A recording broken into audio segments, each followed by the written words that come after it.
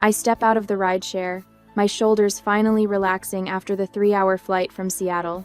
The afternoon sun warms my face as I tighten my grip on the gift bag containing a silk scarf for Mom Robin's egg blue, her favorite color. My other hand clutches my laptop bag with the contracts for the $2.3 million marketing deal I just closed. I can't wait to tell everyone. My smile freezes mid-formation. 15 black garbage bags stand in perfect formation at our front gate like silent sentinels. Not the small kitchen kind, the industrial-strength contractor bags, bulging and tied with precision. Behind them, my mother and 3 siblings form a human wall on our front lawn. Mom's arms are crossed, her chin lifted slightly in that way that always made my stomach tighten as a child. Marcus, Elise, and Darren flank her like loyal lieutenants. Mrs. Peterson across the street has stopped deadheading her roses to watch. The Millers have paused their car washing. My family has always been private about our conflicts. This public display means something catastrophic. What's going on? I ask, my voice sounding distant to my own ears. Mom's face remains perfectly composed. Kendra, you're 26. It's time to be on your own, she announces with the same tone she might use to comment on the weather forecast. The bags contain your things. I blink rapidly, the significance of the scene taking seconds to process. The contract in my bag, the one that would finally prove my worth to them, suddenly feels weightless against the weight of this moment. After Dad died when I was 8, his will split ownership of our family home equally among us all, though Mom retained the deed. I remember sitting in Mr. Caldwell's office, swinging my legs on the too tall chair as he explained I owned 1/5 of our house. My siblings never let me forget how they all moved out by 23, starting real adult lives while I lingered at home. Never mind that I pay more than my share of utilities and property taxes. Just last week before my Seattle trip, Mom had been uncharacteristically distracted when I mentioned my potential promotion. Now I understand why this had been in motion for weeks. Why now? Why like this? I ask, my voice steadier than I feel. You couldn't have given me notice? Marcus steps forward, hands in his pockets like he's about to deliver reasonable news. It's to teach you responsibility, Kendra. You need this push. Mom sighs as if I'm being deliberately obtuse. The house is sold. The new owners want immediate possession. 5. The world tilts slightly. Sold? Without consulting me? I'm a legal co-owner. My voice has found a new steadiness I didn't know I possessed. The contract in my bag feels heavy again, but differently, like armor rather than proof. You're being dramatic, Mom says. We've discussed this for months. Not with me, you haven't. My siblings avoid eye contact, suddenly fascinated by the hedges, the sky, their shoes anywhere but my face. Mom purses her lips, the faintest wrinkle of annoyance appearing between her eyebrows. Your share of the proceeds will be reduced, of course, she says. You've stayed much longer than the others. We've calculated the difference in rent you should have been paying all these years. The full scope of what's happening crashes over me in waves. My home, gone. My inheritance, diminished. My family support, non-existent. All while I was working to close the biggest deal of my career. I walk to the bags, opening the nearest one. My winter sweaters. The next contains books. The third, shoes, and I pull it out the silk scarf I bought for Mom, crumpled between my worn running shoes and bathroom cleaning supplies. She must have gone through my suitcase while I was showering this morning. I fold the scarf carefully and place it in my pocket. Something in me shifts, like a bone setting after a break. The pain is present but clarifying. I'll need to make several trips, I say, no longer asking permission but stating fact. I'll have everything cleared by sunset. The confidence in my voice surprises even me. I'm halfway through loading the third garbage bag when a folded paper slips from between 2 photo albums. The glossy cardstock lands face up on the damp sidewalk. Not just any paper, a real estate listing. For my house. Our house. I pick it up with fingers that suddenly feel numb. The listing date reads 2 months ago. 2 months. While I was pulling 60-hour weeks, while I was landing the Seattle account, while I was dutifully paying my share of property taxes, they were photographing my bedroom. I lean against my car, the metal hot against my back in the afternoon Sunday. Mom's recent distraction crystallizes into something far more calculated. Her casual questions about my work schedule, her unexpected book club meetings that required privacy, the strange man I glimpsed in our living room who was introduced as Carol's husband from church, despite Carol being unmarried. My phone buzzes. A text from Elise appears. Just checking if you need help moving your things. Marcus said you're being difficult about everything. I tap to open our sibling group chat, scrolling back through messages I missed while in Seattle. They've been planning this for weeks. Screenshots of the listing, discussions about timing. Marcus suggesting they wait until I had that big meeting thing, so I'd be too busy to make a scene. A new text notification slides down from the top of my screen. Harper, any update? My spare room is ready whenever you need it. I squint at the listing photos again. There's my bedroom with the blue comforter I've had since college. My desk with the framed photo of Dad and me at the lake. My closet door ajar, showing the dresses I only wear for client meetings. All photographed while I was working, unaware that strangers were evaluating my personal space. Need any help? Mrs. Peterson calls from across the street, pruning shears still in hand. I'm fine, thank you. I answer automatically, the familiar mask of composure slipping into place. But I'm not fine, far from it. Later that evening, I sit cross-legged on Harper's living room floor, my laptop balanced on my knees. On the screen, my family's social media feeds display a celebration I wasn't invited to. You don't have to look at those, Harper says, setting a mug of tea beside me. It'll just make you feel worse. She's right, but I can't look away. Mom, Marcus, Elise, and Darren at Giovanni's, the expensive Italian restaurant downtown we only visited on special occasions. Champagne glasses raised in a toast. Mom's caption, "New beginnings for everyone." The timestamp shows they went directly from evicting me to celebrating with wine and pasta. Look at this, I say, turning the screen toward Harper. Elise has commented on Mom's post. So glad we finally got full value for the house. The market couldn't be better. Darren's reply appears below. Property values are projected to rise another 15% next quarter, but this was the right time. Couldn't wait any longer. I scroll further and freeze. Marcus has posted photos of the buyers touring the house while I was still in Seattle. Fresh start for everyone, his caption reads. Everyone except me. They planned all of this, I whisper, my voice strange in my ears. They waited until I closed the Seattle deal. They knew I'd be too busy to fight back. So, Harper's couch feels foreign beneath me, the borrowed blanket scratchy against my skin. My throat tightens as reality crashes in. I have nowhere to live. Rental listings on my laptop mock me with their prices. Average one-bedroom apartments in our city, $1,800 per month. My savings account shows a balance that would cover 3 months at most, depleted from paying down my student loans while my siblings invested in property and retirement accounts. Tomorrow, I need to update my address with HR. My 6-month probation period after promotion isn't over yet. What will my boss think when I explain my sudden housing crisis? That I'm unstable? Unreliable? Last night, I dreamed I was standing at our front door, key in hand, only to find the locks changed. I woke disoriented in Harper's spare room, momentarily confused about where I was before reality crashed back. It's happened 3 nights in a row now. You should talk to a lawyer, Harper says, breaking into my thoughts. Your name is on the deed, right? They can't just sell without your consent. I don't know anymore, I admit. Mom always handled all the paperwork after Dad died. Harper's boyfriend, a law student, recommended an attorney who offered free consultations. I couldn't afford much more than that. The email from the attorney arrives as I'm brushing my teeth, preparing for another night on Harper's pull-out couch. The legal language is clear even to my exhausted brain. I legally own 20% of the house, regardless of how long I lived there. My signature should have been required for any sale. The reduced payment they're offering violates my inheritance rights.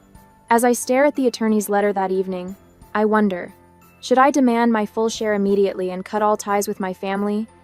Or accept the reduced amount to maintain some relationship with the only family I have? Financial security meant freedom, but was completely severing these bonds worth the battle ahead? The group text from Mom arrives while I'm scrolling through apartment listings at Harper's kitchen table. My phone buzzes against the wood, the screen lighting up with a message sent to every aunt, uncle, and cousin in our family tree. We've been forced to take drastic measures with Kendra. She refused to grow up despite our patience. Sometimes love requires tough decisions. My stomach contracts as if I've been punched. I set the phone down, fingers trembling slightly as I reach for my coffee mug. Harper glances over from where she's washing dishes, her eyebrows raised in question. Mom's rewriting history, I say, my voice surprisingly steady. telling the extended family I forced them to kick me out. Before I can process this, my phone buzzes 3 more times. Aunt Carolyn's annual Thanksgiving invitation rescinded. Uncle Peter's message expressing disappointment. Cousin Rachel suggesting I reflect on my choices. Family of vultures, Harper mutters, drying her hands on a dish towel. I swipe away from the messages, returning to apartment listings, but the screen blurs through sudden tears I refuse to let fall. Thanksgiving alone. Another consequence I hadn't anticipated. That evening, a notification pops up from a local buy-sell group. Mom has listed my childhood bedroom furniture. The oak dresser Dad refinished for my 8th birthday. The bookshelf that held my collection of Nancy Drew mysteries. All priced to move quickly, without so much as offering them to me first. I screenshot the listings and add them to my growing folder labeled Documentation. The apartment manager of yet another dingy studio frowns at his computer screen the next morning. His office smells of cigarettes and cheap air freshener. Outside the window, traffic crawls past on a street lined with fast food restaurants. "There's an issue with your credit check," he says, not meeting my eyes. "That's not possible. My credit score was 780 last month." He turns the monitor so I can see. 5 unpaid utility bills from 3 years ago, all in my name, all tied to an address I don't recognize. "That's not my address," I say, leaning closer. "I've never lived there." 2 hours and 3 phone calls later, I discover Mom opened accounts using my social security number when I was in college. The address belongs to my brother Marcus.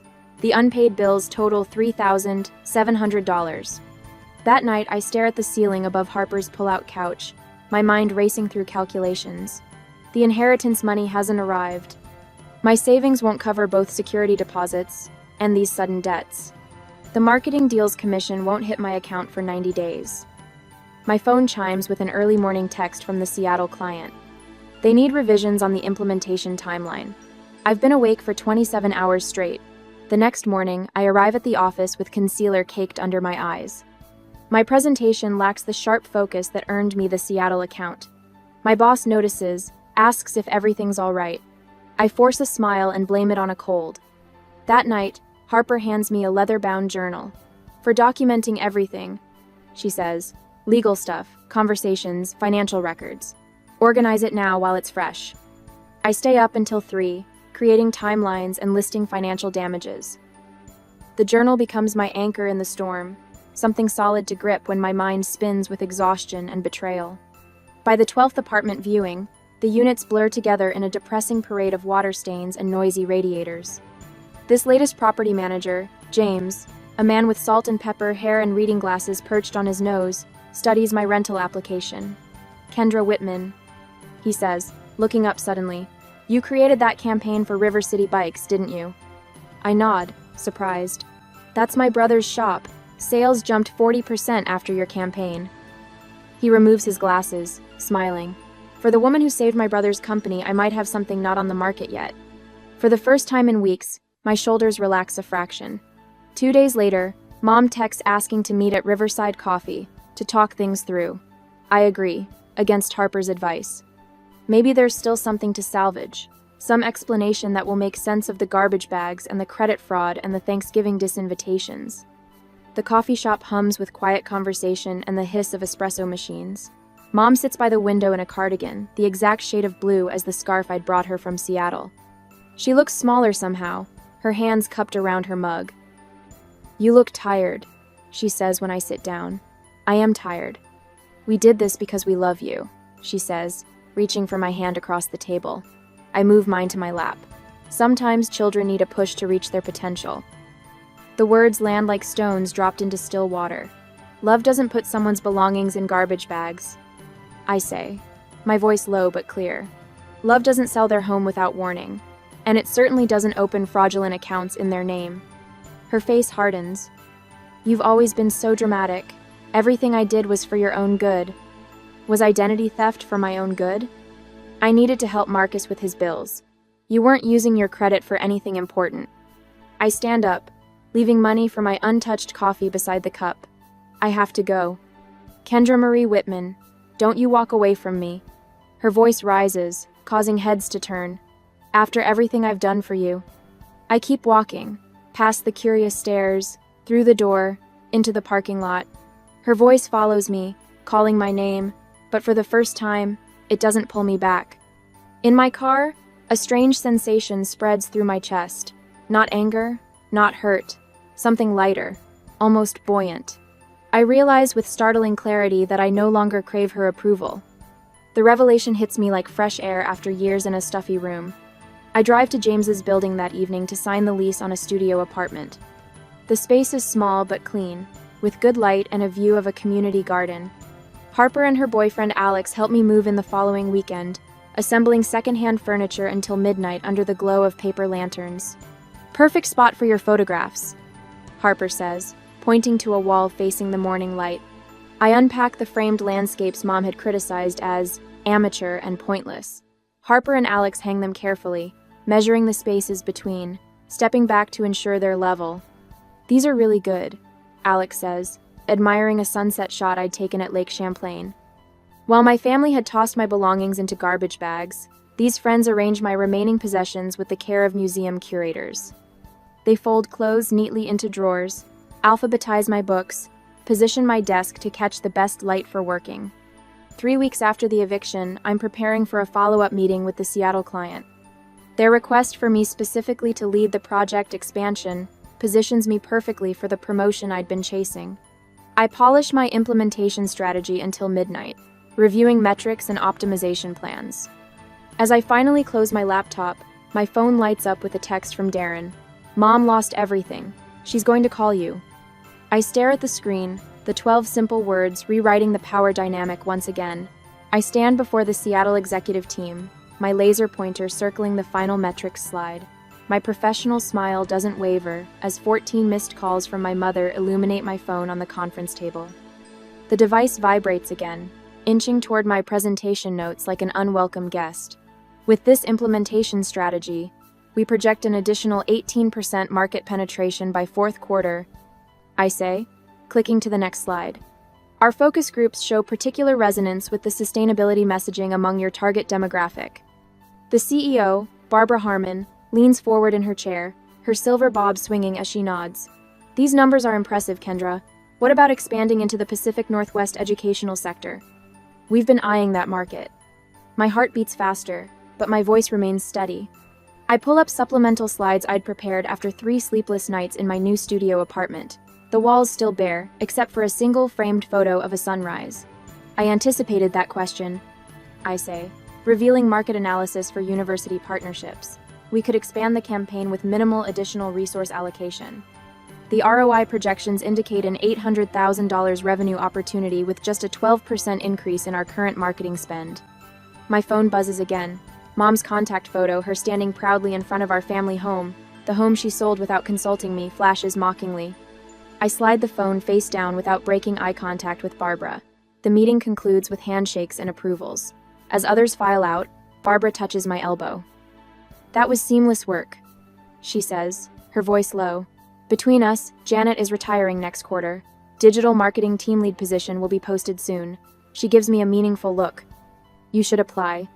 I'm halfway to the airport when I finally listen to my mother's voicemail, the rental car's unfamiliar dashboard glowing in the gathering dusk. "Kendra, it's Mom. There's a family emergency. Call me immediately." Her voice lacks the urgency a true emergency would warrant. I've heard this tone before, the false crisis that demands attention on her schedule. I finish the drive to the airport, check in for my flight, and find a quiet corner in the terminal before returning her call. Finally, she answers on the first ring. "I've been trying to reach you all day." "I was in meetings, Mom. What's the emergency?" A heavy pause follows, then a theatrical sigh. "I need to tell you something difficult. The money from the house. It's gone." My fingers tighten around my phone. "Gone? All of it?" "I invested it with Timothy Radcliffe, you remember? Your father's old colleague? He promised 20% returns." Her voice cracks. "It was a scam, Kendra. Everyone's money, gone. Marcus and Elise won't even speak to me." The terminal announcements fade to background noise as I process her words. The twisted satisfaction I feel surprises me not at her loss, but at the universe's swift response to her betrayal. "I'm so sorry to hear that," I say, my voice neutral. "I've been thinking," she continues, gaining momentum. "Family sticks together in crisis. I'll need to stay with you temporarily while I sort things out, just until I get back on my feet." The old Kendra would have immediately rearranged her life to accommodate this request. That Kendra died the day I found my belongings in garbage bags. "Kendra? Are you there?" My silence stretches between us. I watch a young family walk past, the father carrying a sleeping toddler against his shoulder. With such care it makes my throat tight. With my mother waiting for my response, I weighed my options carefully. Should I offer limited financial help with clear boundaries? Or was this the moment to completely disentangle myself from a lifetime of manipulation disguised as family loyalty? "I need to think about this," I finally say. "I'll call you tomorrow." I hang up and immediately text Harper. "Emergency friend meeting tonight?" Her response comes instantly. "Wine and pizza at 8. Bring overnight bag if needed." By midnight, Harper and I have researched every affordable senior housing option within 30 miles. Her laptop screen glows as she creates a spreadsheet, organizing communities by amenities, location, and cost. "This one's close to that park you mentioned she likes," Harper says, pointing to a pleasant-looking complex with hanging flower baskets flanking the entrance, walking distance to grocery, and that church she sometimes attends. I nod, throat tight with unexpected emotion. "It's nice, really nice." The next morning, I meet with Dr. Reynolds, the therapist I started seeing after the eviction. Her office always smells faintly of chamomile and paper. "Your mother's situation is not your emergency," she reminds me, her practical voice grounding. "What boundaries feel right to you?" We craft a response offering support with clear conditions. No living together. No unlimited financial assistance. Family therapy sessions mandatory for continued help. "You're not abandoning her," Dr. Reynolds says as our session ends. "You're offering healthy support while protecting yourself." For mine, I meet my mother at Riverside Cafe, rather than giving her my new address. The look of confusion on her face when I suggest this speaks volumes. The afternoon sun warms my back as I drive home, preparing to finalize the proposal. My phone rings with Darren's number, the first contact from any sibling since the eviction day. "Kendra," he says, his voice uncharacteristically subdued. "Has Mom called you?" "About losing the money?" "Yes." A weighted silence follows. "There's something you should know," he says finally. "We knew about her investment plans before the eviction." My knuckles whiten on the steering wheel. "You knew she was about to lose everything, and you still helped her throw me out?" "It's complicated," he murmurs. "Listen, can I stop by sometime? To talk more? I've been thinking a lot about what happened." Through the phone, I hear the first notes of remorse in his voice. Whether it's genuine or simply the consequence of losing his share of the house money remains to be seen. "I'll think about it," I say, turning onto the street leading to my small apartment, the home that's mine alone. I arrive at Roberta's Cafe 15 minutes early, claiming a corner table on the patio where the morning sun warms the red brick wall behind me. My fingers tap a steady rhythm on the manila folder before me, as I rehearse the words I've practiced with Dr. Reynolds for the past week. The bell above the cafe door chimes. My mother walks in, scanning the patio until she spots me. The small rolling suitcase trailing behind her might as well be a neon sign flashing her intentions. My stomach tightens, but I take a slow breath, remembering Harper's words. "You're not the same person she put out with the garbage." "Kendra, sweetheart." My mother's voice carries across the patio, turning heads. She leans down to kiss my cheek, her perfume the same she's worn since I was a child, momentarily transporting me back to moments when her approval meant everything. "You look wonderful," she says, settling into the chair across from me. "That color really brings out your eyes. I always said green was your shade." I've worn this blouse specifically because she once called it unflattering. The compliment confirms what Harper predicted. She's desperate. "How's work going? That big project in Seattle must be keeping you busy." Her eyes dart around the patio before landing back on me. "Your apartment must be close by? Is it a one-bedroom or studio?" "Work is going well," I answer, ignoring her fishing. She takes a sip of water, her lipstick leaving a perfect coral crescent on the glass. "This situation with my investments is just temporary, you understand, once I sort things out with the bank." Her voice trails off as she reaches across the table to pat my hand. "After everything I've done for you, raising you alone after your father died, this is how you repay me?" The words land like a slap, so familiar I almost flinch. Almost. Instead, I slide a printout across the table. This is Sunnyvale Senior Apartments. It's a studio with a kitchenette, community garden, and weekly social activities. Your Social Security covers most of it. I'll contribute $250 monthly to make up the difference." Her face freezes, lipstick-stained smile suspended in disbelief. I continue, my voice steady. "I've already completed the application and paid the deposit. They have availability beginning next week." She pushes the paper back toward me, her coral nails scraping against the table. "I don't need charity housing. I need my daughter's support. I'll help you, but you won't be living with me, and my support comes with conditions." A couple at the next table glances over as my mother's voice rises. "Conditions? I'm your mother." "Yes, you are." I reach into my purse and place the tattered silk scarf on the table between us, robin's egg blue, now wrinkled from where I found it, stuffed between my running shoes and cleaning supplies in the garbage bag. Her eyes flicker with recognition, then dart away. "My first condition is that you attend family therapy sessions with me," I say, watching her shoulders stiffen. "Dr. Reynolds has openings on Tuesday afternoons." "I don't need therapy." She looks around, voice rising higher. "I need my daughter to show some gratitude." The couple next to us are openly watching now. I feel oddly calm, like I'm watching this scene from somewhere above the patio. I gather my things and stand. "Then I wish you the best of luck," I say, turning to leave. "Wait." Her voice cracks. "Fine, I'll try a session or two." I pause, considering the threshold I'm about to cross. This isn't about vengeance or even justice. It's about finally understanding I can choose which relationships to maintain and on what terms. I return to my seat, not from obligation but choice. I slide the folder with the application toward her, terms outlined in yellow highlighter. There's a pen in the folder. Her hand shakes slightly as she signs where I've marked with small post-it flags. When she finishes, she looks up with narrowed eyes. "Has Darren called you?" The question catches me off guard. He mentioned wanting to talk, but we haven't connected yet. Why? She shakes her head. "Nothing, just wondering." She tucks the signed agreement into her purse, her movements brittle. "When do I move in?" "I'll help you this weekend," I say, calculating how much of my Sunday I'll need to sacrifice. "The movers I hired will handle your furniture from storage." My phone vibrates in my pocket as I walk away from the cafe. My mother's still sitting at the table, staring at the senior living brochure. I pull it out, expecting a text from Harper, who's been waiting to hear how the meeting went. Instead, it's an email from Walter Chen, our CEO. "Kendra, based on your exceptional work with the Seattle account, I'm pleased to offer you the position of Digital Marketing Team Lead, effective immediately." I stop mid-stride, pedestrians flowing around me like a river around a stone. For the first time in weeks, my smile feels completely unforced.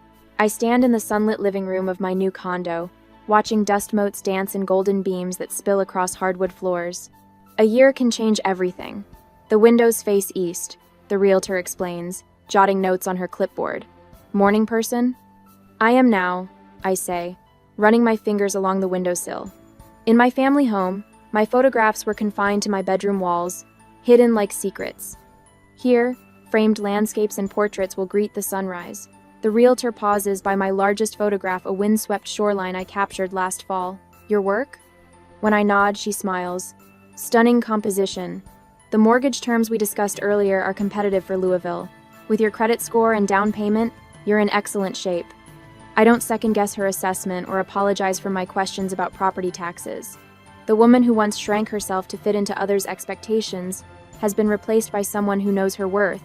The afternoon sun shifts as I enter Dr. Reynolds' office for our family therapy session 1 year since our first appointment. My mother sits primly on the familiar blue couch, her posture still rigid but lacking its former hostility. "Kendra's marketing campaign launched last week," she tells Dr. Reynolds, her voice carrying a respect I never thought I'd hear. The television spot played during the news. Dr. Reynolds smiles. "That's wonderful, Kendra. How does it feel having your work recognized nationally?" Before I can answer, my mother adds, "Her team doubled their client list this quarter." A year ago, I would have flinched at her hijacking the conversation. Today, I simply nod and add, "The campaign connected with our target audience. We're seeing strong results." Dr. Reynolds notices the shift. In our private sessions, we've mapped my progress from desperate need for maternal approval to measured acceptance of what our relationship can realistically become. Not perfect, but no longer poisonous. Linda, what stands out most about Kendra's growth this year? Dr. Reynolds asks. My mother considers this, fingers smoothing invisible wrinkles from her slacks. She doesn't need me anymore, she says finally, and somehow that's made it easier to be proud of her. That evening, laughter fills my new home. Harper arranges a platter of cheese while Dr. Reynolds helps Darren hang string lights across the back patio.